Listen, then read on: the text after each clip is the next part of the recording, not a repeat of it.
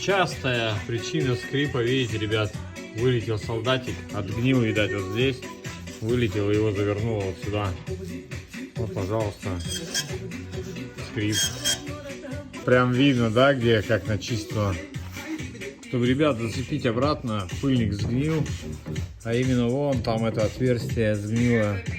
То отверстие, где зацепляется крючок. Мы сейчас подставили просто электродик, он там будет держать, обрежем, и колодочка будет стоять. С правой, ребят, стороны все то же самое. Развалились колодки. Вот, ребятки, о чем я говорил. Видите, как сгнивает пыльник. И все, колодки не держат.